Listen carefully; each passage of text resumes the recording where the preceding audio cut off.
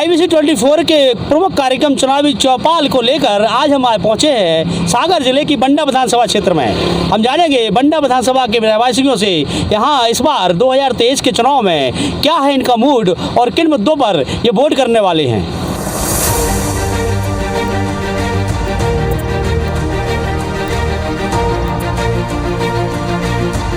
सागर जिले की 8 विधानसभा क्षेत्र में कहा जाए तो बंडा सबसे पिछड़ा हुआ इलाका माना जाता है। यहाँ पर वर्तमान में कांग्रेस के विधायक तरवर सिंह लोधी यहाँ से विधायक हैं और ये जो सागर मुख्यालय से 40 किलोमीटर की दूर स्थित ये जो इलाका है यहाँ पर पानी की सबसे ज़्यादा समस्या है। वीरान इलाका कहा जाता है डेवलपमेंट के नाम पर। यहाँ पर बहुत कम चीज़ें देखने को मिलती हैं, लेकिन यहाँ विपक्ष का विधायक होने के बावजूद भी इन 5 वर्षों में यहाँ के क्या हालात हैं। हम आए हैं यहाँ बस स्टैंड पर, यहाँ पर प्रबुद्ध लोगों का जमावड़ा रहता है। चाय की चुस्की कुछ लोग ले रहे हैं, हम उनसे यहाँ के जानना चाहेंगे। अजी आप बताइए कि बंडा विधानसभा क्षेत्र में इस बार जो चुनाव आने वाले हैं किन मुद्दों पर जो है वोट होने वाले हैं। विकास के मुद्दे पर वोट होगा। क्या दरकार है विकास की, क्या होना चाहिए। बंडा में तो विकास के नाम पे कुछ नहीं, ऐसा कुछ नहीं विशेष दिख रहा है। बंडा में कोई ऐसा बड़ा मतलब उद्योग लग जाए जो गरीब जनता जिसमें काम कर सके, बेरोजगारों को रोजगार मिल सके, लेकिन पेयजल की समस्या है। अधिकांश शहरों में देखने को आ रहा है इस शासनकाल में, इस सत्ता में कि सीमेंट कंक्रीट के जो है विकास ज़्यादा हो रहे हैं, ब्रिज बन रहे हैं, रोडें बन रही हैं और इमारतें बन रही हैं। उनको लेकर क्या देखते हैं बंडा की स्थिति क्या है। ये तो अच्छी बात है, मतलब विकास बंडा में बन रहे हैं क्या। बंडा में तो ऐसा नहीं दिख रहा है जी। बंडा में तो ऐसा कुछ विशेष विकास ऐसा नहीं दिख रहा है जी। ये आप बताइए यहाँ पर रोजगार की क्या स्थितियाँ हैं पूरे बंडा विधानसभा। रोजगार तो कोई है ही नहीं है बंडा में। बंडा सागर जिले की सबसे पिछड़ी तहसील है। जब हम लोग सुनते हैं कि फलाने मंत्री ने अपनी विधानसभा में इतने करोड़ रुपया का विकास किया, बड़ा दुख होता है कि हमारे यहाँ तो कोई कहने वाला नहीं है कि क्या विकास होगा। हमारे यहाँ सबसे बहुत ज़्यादा जल की समस्या है। अभी 1 महीना बाद पानी की समस्या हो जाएगी और 3-4 महीने हम लोग 8-8, 10-10 दिन में सबसे गंदा पानी पिएंगे पूरा बंडा। बड़ा दुख होता है कि विकास नाम तो बंडा में है ही नहीं है। और हमारे हिसाब से बंडा हमारे हिसाब से संभाग में सबसे पिछड़ी तहसील होगी, जब से सबसे पुरानी तहसील है। क्या कारण मानते हैं आप।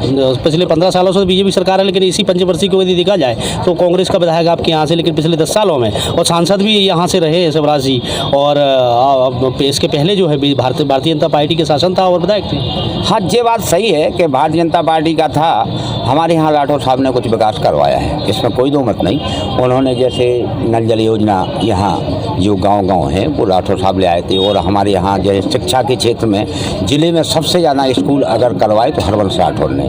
ये बात बिल्कुल कटु सत्य है। और इस बार वो शायद जनता ने उनको नहीं स्वीकारा। क्या कारण हो सकता है कि उनने काफ़ी कोशिश। और सबसे बड़ी बात यह है कि हम उस परिवार के लिए इसलिए मतलब मानते हैं कि भ्रष्टाचार नहीं है उस परिवार में। आप बताइए कि प्राथमिक शिक्षा और उच्च शिक्षा की बात की जाए अगर, तो कैसा देखते हैं आप बंडा विधानसभा।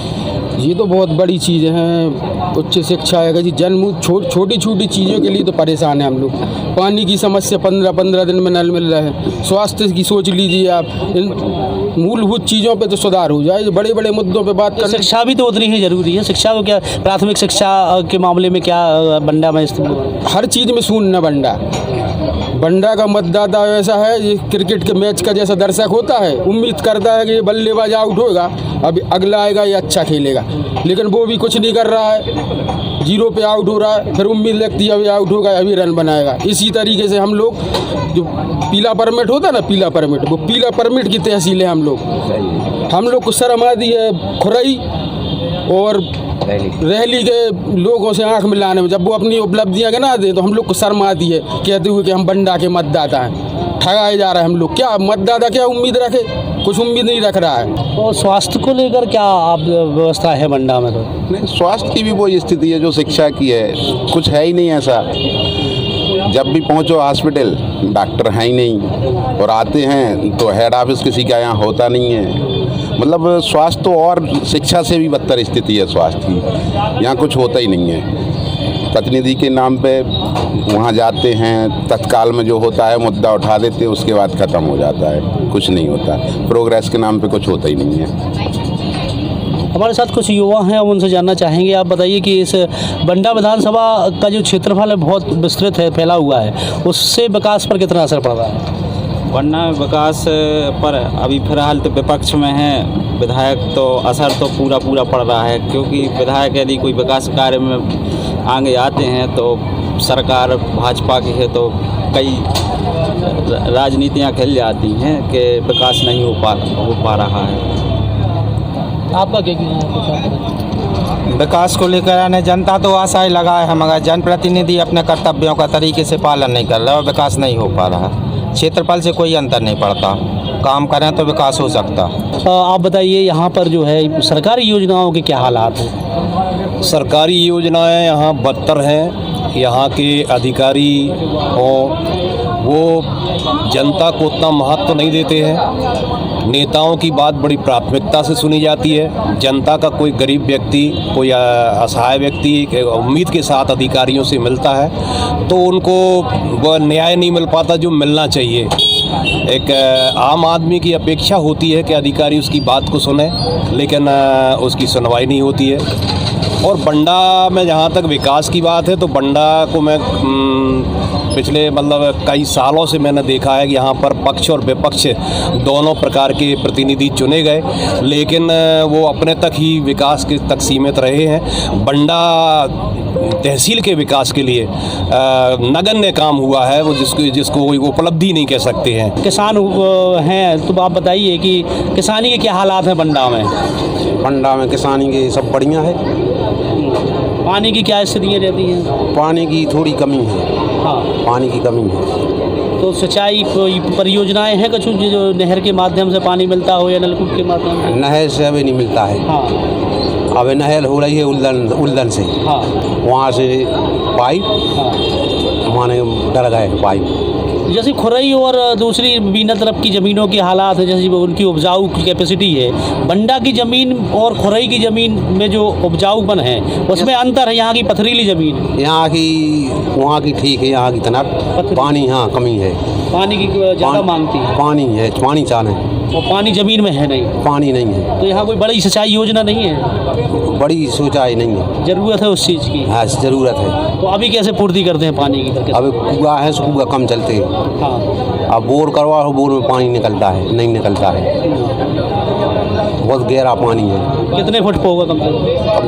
कम से कम 6 फुट करवाओ तो पानी नहीं निकलता। आप बताइए क्या स्थिति है बंडा की? समूचे बुंदेलखंड में जल की जो समस्या है वो भीषण गर्मियों के समय में हो जाती है। सबसे बड़ी गलती ये है कि केंद्र सरकार द्वारा जल जीवन मिशन चलाया जा रहा है, अटल भूजल मिशन चलाया जा रहा है। स्पेशल बुंदेलखंड पैकेज के अंतर्गत आपको याद होगा 2009-11 में जल भूजल संरक्षण के लिए कार्यक्रम चलाया गया था, लेकिन सरकारी सिस्टम ने उसके लिए भी जीरो पे रख दिया। आज जानवरों की स्थिति देखें तो जून तक कितने मृत मवेशी हो जाते हैं, रिकॉर्ड नहीं है। लोग दर बदर पानी के लिए घूम रहे हैं। इस केंद्र सरकार ने जल जीवन मिशन में टंकियां बना दी है, लेकिन वहां से हवा भी आज निकल नहीं रही है। लोकतंत्र में सबसे बड़ी समस्या ये है कि मुद्दे बनते हैं लेकिन मुद्दों का निराकरण नहीं होता। अब क्या देखते हैं आप इस चुनाव में, किन मुद्दों को लेकर वोट होगी? हमारा जो मेन मुद्दा है ये है, सबसे इम्पोर्टेंट है रोजगार। उसके बाद दूसरा है लोगों के संसाधन, जैसे पानी की समस्या प्रमुख है। उसमें अगर पानी नहीं रहेगा तो आप क्या कर लेंगे बताइए। और हम और लोगों से बात करते हैं। हमारे साथ कुछ युवा भी हैं। यहाँ पर चाय की दुकान है, यहाँ पर जो है शहर के लोग भी आते हैं। आप बताइए कि क्या स्थितियाँ देखते हैं आप यहाँ के बाज़ार की, मार्केट की? लोगों की कैपेसिटी खरीदने की, खर्च करने की बढ़ पाई है कि यहाँ पर? नहीं, और यहाँ पे स्थिति ख़राब है। इतना लोग खर्च नहीं कर पा रहे हैं। और यहाँ स्टैंड पे, मेन स्टैंड पे रैन बसेरा की बहुत दिक्कत है। कोई रात में यात्री आ जाए तो यहाँ ठहरने की व्यवस्था नहीं है कोई। और आप स्टैंड का हाल देख रहे हैं, कोई भी व्यवस्थित जगह नहीं है कहाँ वाहन खड़े करने की या कोई भी। और अभी गर्मी आने वाली है, हमारे वो 7-7 दिन में पानी का इंतजार करना पड़ता है घर पे। ये समस्याएं बहुत हैं। अपराध को लेके भी एक समय पर कुख्यात रहा है ये बंडा क्षेत्र। यहाँ पर कहा जाता है कि कभी दस्यु भी हुआ करते थे।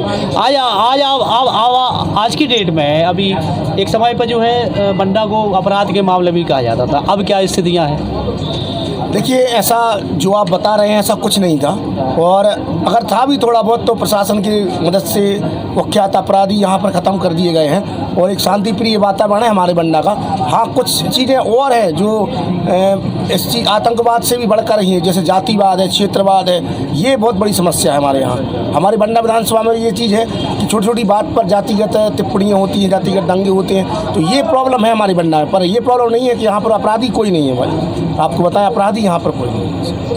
तो इस तरीके से इस क्षेत्र में जातिवाद भी पर्याप्त रूप से व्याप्त है। बुंदेलखंड वैसे भी जातियों का गढ़ कहा जाता है, जातीय संघर्ष यहाँ देखने को मिलते रहे हैं। तो इस बार के विधानसभा चुनाव में बंडा की जनता के सामने ये बुनियादी मुद्दे हैं। इनका कहना है कि भौतिक विकास के साथ साथ बुनियादी जो विकास होने चाहिए, स्वास्थ्य, शिक्षा और रोजगार को लेकर बहुत सारे काम किए जाने यहाँ बाकी हैं, और ये उम्मीद करते हैं कि सरकार और यहाँ का जनप्रतिनिधि एक से ही दल के आए, या जो जिसकी सरकार आए, यदि वो मंत्री हमें मिले तो और दूसरे मंत्रियों के क्षेत्र की तरह बंडा का भी विकास हो सकता है। उमेश यादव, IBC 24, बंडा विधानसभा, सागर।